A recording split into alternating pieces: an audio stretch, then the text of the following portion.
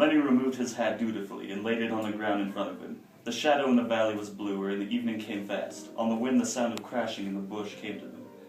Tell how it's gonna be. George had been listening to the distant sounds. For a moment, he was businesslike. Look across the river, Lenny, and I'll tell you so you can almost see it. Lenny turned his head and looked off across the pool and up the darkening slopes of the Gavilands.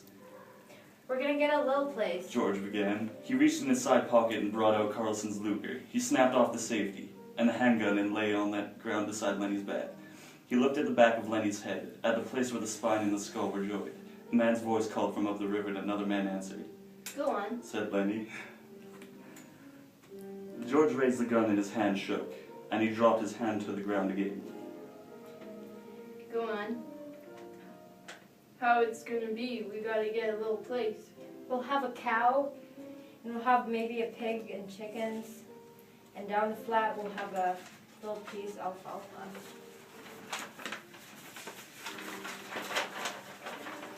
For the rabbit. For the rabbits.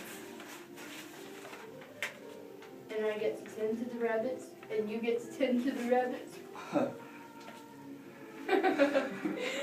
And live on the fat out of the land. Yes. Lenny turned his head.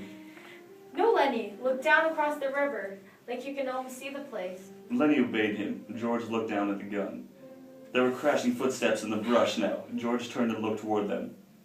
Go on, George. When we gonna do it? Gonna do it soon. Me and you. You and me. Everybody gonna be nice to you. Ain't gonna be no more trouble.